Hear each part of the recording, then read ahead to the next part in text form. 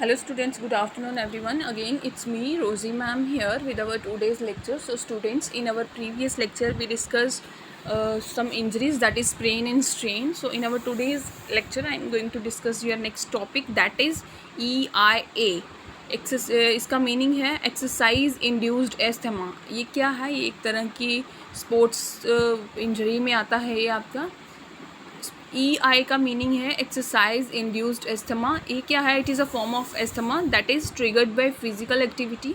ये एक तरह का एस्थमा होता है जो कब होता है? जब हम फिजिकल एक्टिविटी परफॉर्म करते हैं. Asthma causes inflammation and sensitivity of all small Airways of lung. ये कहाँ पे अफेक्ट करता है? ये इन्फ्लेमेशन और सेंसिटिविटी कॉज करता है हमारे जो फेफड़े हैं, यानी कि जो हमारे लंग्स हैं, उनके एयरवेज में. व्हेन ट्रिगर्ड बाय एक्सरसाइज और other environmental substances, the lungs airways can spasm और constrict. क्या होता है जब हम ये जो EI है कब होता है? जब हमारे लंग्स के ऊपर, हमारे जो लंग्स में एयरवेज होते हैं उनकी कंस्ट्रिक्शन हो जाती है. या तो ये ट्रिगर कैसे होता है? या तो हम एक्सरसाइज करने से होता है या फिर कुछ इन्वायरमेंटल सबस्टांसेस से होता है. People with exercise induced asthma typically experience asthma symptoms only when they exercise.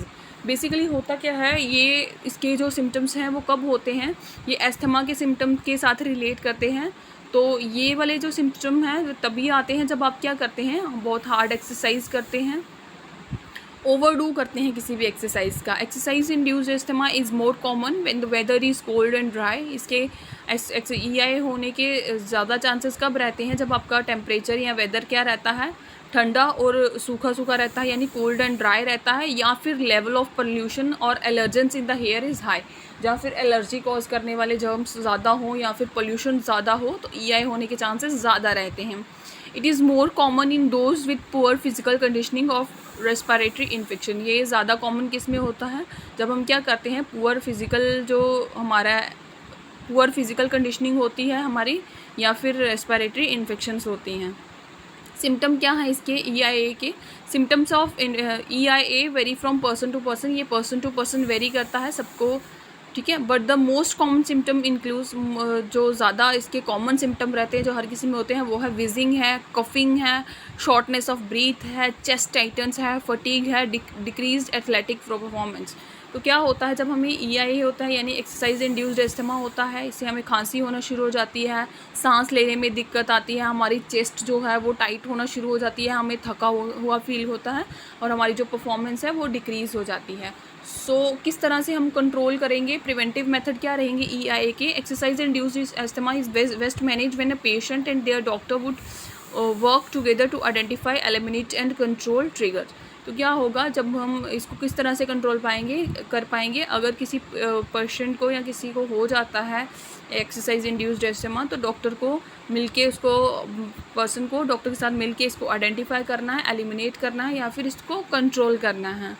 EIA is often treated with the same medications used for standard asthma diagnosis. तो इसकी जो मेडिसिन रहती हैं वो अस्थमा वाली मेडिसिन ही हम इसको में यूज़ कर सकते हैं. The common medicine prescribed for EIA including short acting inhale bronchodilators that are used prior to exercise in order to relax and open the airways. तो कभी कभी क्या होता है, जिनको EIA की प्रॉब्लम या एस्थमा की प्रॉब्लम होती है, तो उन पेशेंट को क्या करना चाहिए? जब भी वो अपनी फिजिकल एक्टिविटी परफॉर्म करते हैं तो उनको डॉक्टर से प्रिस्क्राइब किए हुए जो ब्रोंकोडाइलेटर्स होते हैं वो पहले ही लेने चाहिए, जिससे वो अपने जो उनके एयरवेज हैं वो पहले ही रिलैक्स करें और ओपन हो जाएं. देन नेक्स्ट है, if you have asthma symptom during exercise it is important to see a doctor and get a complete physical evaluation before taking any medicine. तो क्या करना है? अगर आपको एस्थमा के सिम्टम दिखाई देते हैं ड्यूरिंग एक्सरसाइज, तो सबसे ज़रूरी क्या होगा? पहले आप डॉक्टर के पास जाएंगे और अपनी फ़िज़िकल जो एक्टिविटी है उसको बिल्कुल बंद करेंगे और उसके बाद क्या करेंगे? प्रॉपर मेडिकेशन करेंगे. स्टूडेंट्स, ये था आपका आज का टॉपिक जिसमें हमने डिस्कस किया EIA, that is exercise induced asthma. So आज की क्लास में हम इतना ही रखेंगे. Thank you students, have a good day.